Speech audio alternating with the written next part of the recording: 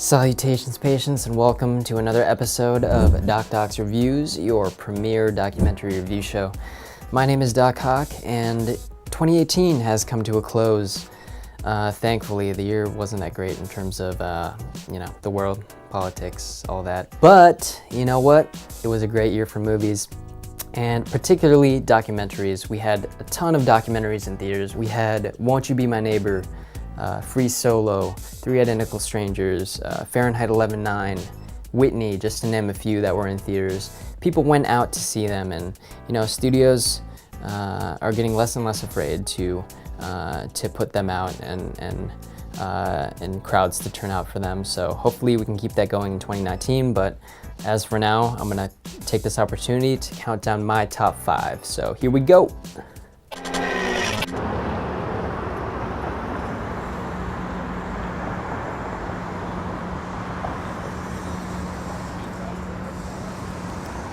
Shirkers. So, Shirkers is a film about a making of a film. And sometimes you see these very meta films or documentaries, but this one is particularly unique because the film in question was never finished. The movie could only have been made with the help of George Cardona, who was Sandy's teacher in Singapore, and he had access to money and equipment and all the resources needed to complete a production of this scale. But the film that they shot just disappeared, and it was very sad to sort of see that play out. You realize that he's a manipulator, and there were several victims of these big promises to help people create films that just never went anywhere.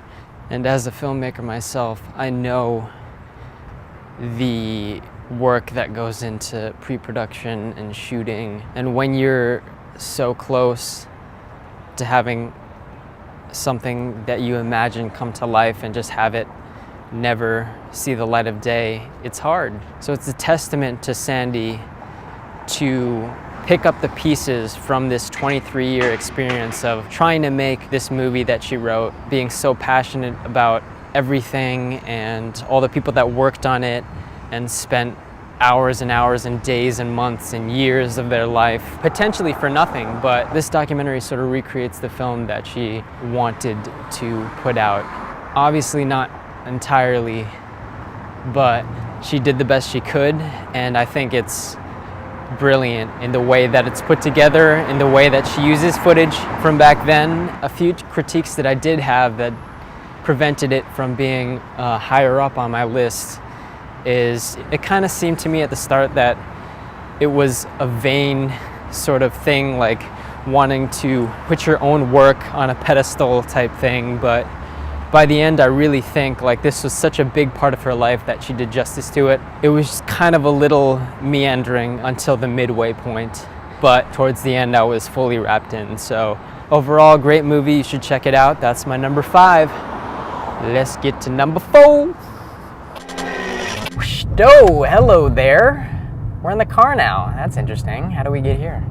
Anyways, on to my number 4, and that is Three Identical Strangers. So this documentary came out earlier this year in theaters and started out as a really heartwarming documentary about 3 triplets that were separated at birth and reunited many, many years later. It was all over the news, a really uplifting story about how these people might have been similar, and they opened up a bar and kind of made the rounds in Hollywood as this amazing story. But then it sort of unravels into a really unsettling tale, diving into the question of why they were separated at birth.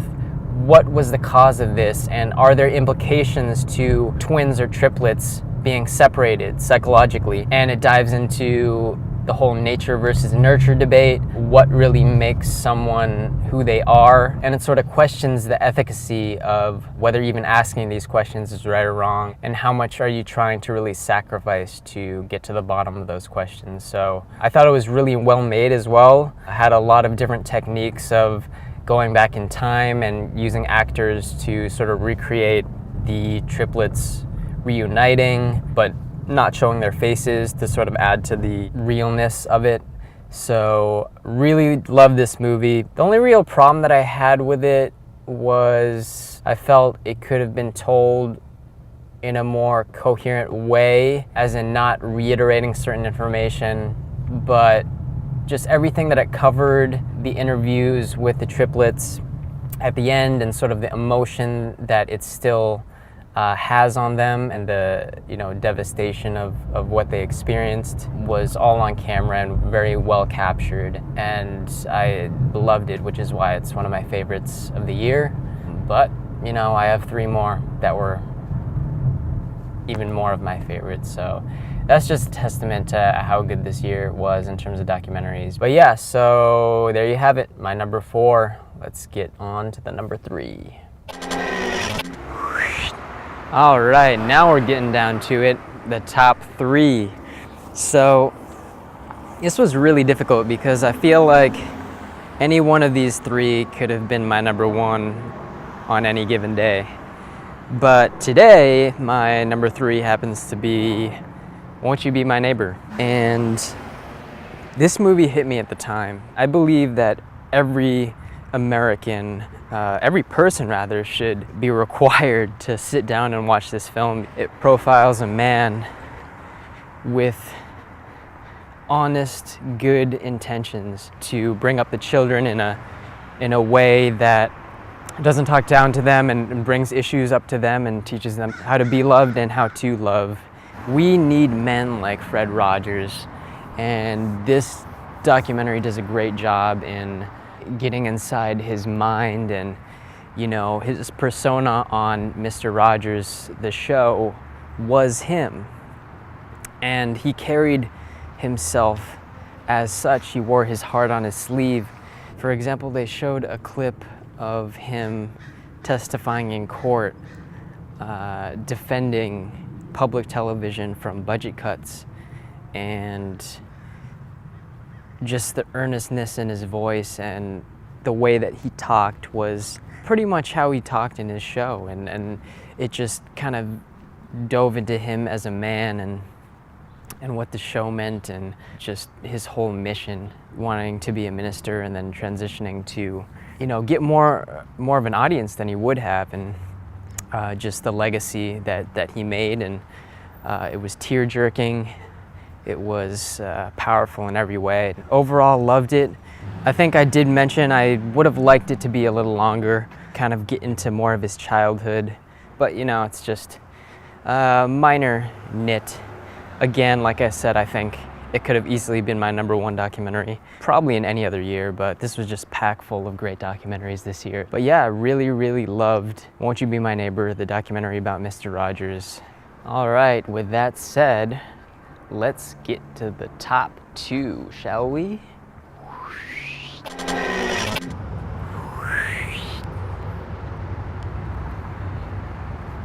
All right, down to it, number 2.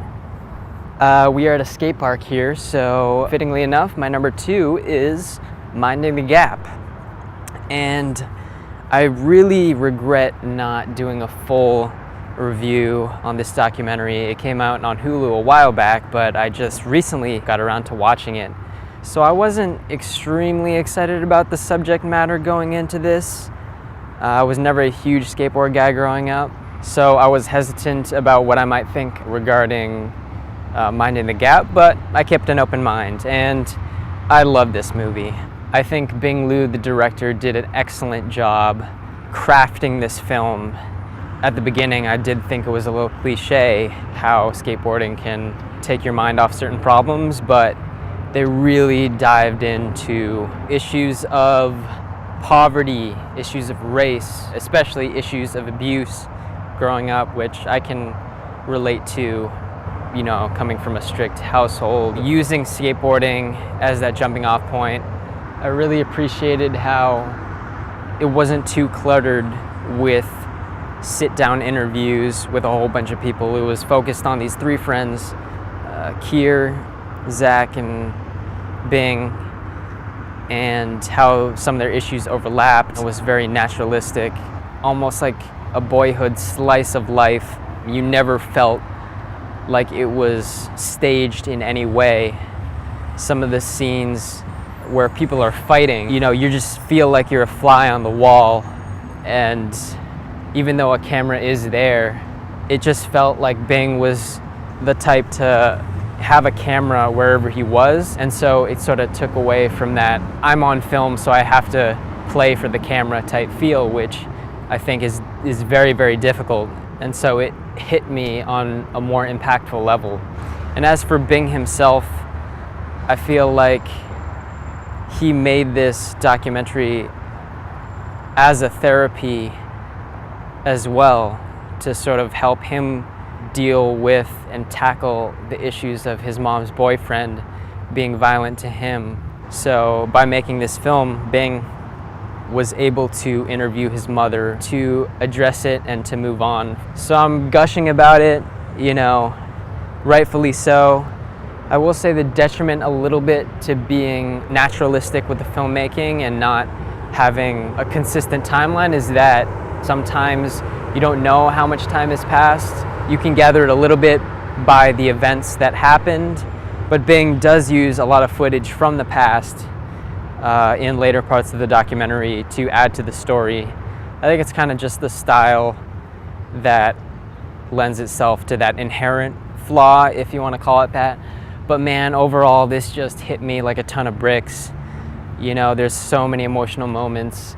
I could easily say this is a masterpiece. This could easily be my number one, as I said, for my number 3 as well. Like, such a great year for documentaries. But yeah, that's Minding the Gap. It's on Hulu right now. You should check it out. So let's get to the moment of truth, my number 1. So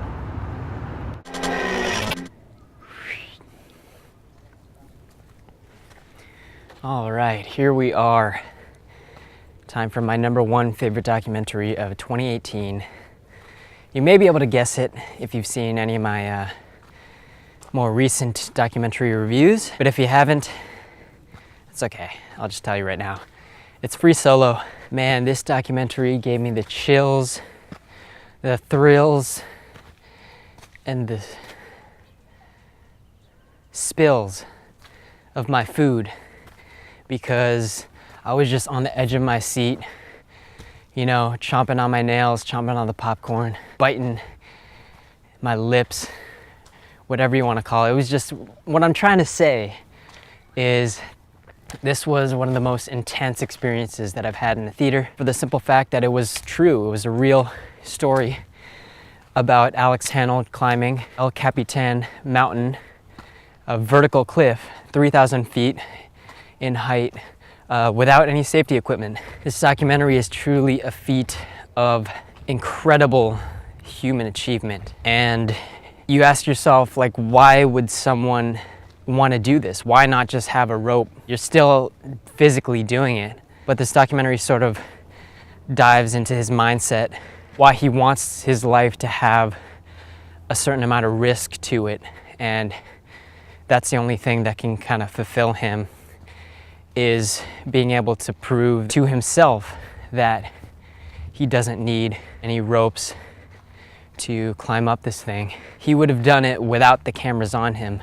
But the cameras, I think, are even an extra obstacle, that just the fact that they're there can influence his success in climbing this. And obviously they don't want to be in the way, so they have to film it in a way that doesn't hinder him at all. The whole planning out how he will ascend El Cap is maybe even more impressive than the physical aspect. Him just being able to memorize every little body movement almost up this 3,000 foot vertical wall was amazing. Obviously, he had to practice over and over again. But I think, and they touch on this a little bit, the ability to practice something so much that you're so good at it that there's almost no risk of failing is a really interesting philosophy that I think can be applied to any skill, whether it be a mental thing, a physical thing. Just being able to break the problem into parts and then be so good at it that you can't fail unless something happens in terms of a rock being wet or slippery, things obviously that you can't control. But it's a risk that the man took. The fact that he has a girlfriend, how it affects her, and how it's so difficult for her to accept the fact that this is just the way that he is, and he's never gonna choose his girlfriend over his climbing. So it's an interesting dynamic between them. I just loved every second of it as I look over this ridge to all the beauty here. There was some of the most beautiful shots that I've seen of vistas, of all time, I think. They mounted the cameras in really excellent locations to make you be able to follow along where he was ascending the cliff. And though I don't want to spoil too much here, I want you to go obviously and check it out, but I'll just say the ending is really well done also. There's a reason that my top 3 favorite documentaries could have been number 1, but I chose this one just for how it made me feel watching it, and just the thrill of seeing this was higher than any other thrill that I've had in the movies this year. So yeah, that's my top 5. I just want to give a quick shout out to Whitney and Fahrenheit 11/9 as documentaries that didn't crack my top 5, but I think are still really worth checking out. Anyways, I'll throw it back to myself in the old editing bay, in the hawk's nest as I call it, and we'll close it on out. Thanks so much, future Hawk. Let's see what you have to say. Oh, whew. What a journey. Several locations, several documentaries to talk about, but those were my favorites of 2018. Not necessarily the objectively the best documentaries of 2018. It could differ for others, but those were the ones that hit me the most and were the most kind of unique and different. That's how I like to build my list. So let me know what you thought. Let me know if you agree, disagree in the comments below, if I missed any documentaries, or if the ones that I mentioned intrigue you at all, and if you will check them out. A lot of them will be on streaming services or video on demand very soon. So just want to say thank you so much for watching. Please subscribe if you want to see more content from us, whether it be documentary reviews, documentary proper episodes on different people doing great things, different technologies, etc. So more of that coming. 2019 is going to be a big year, so join the Documentary Doctor movement and share it.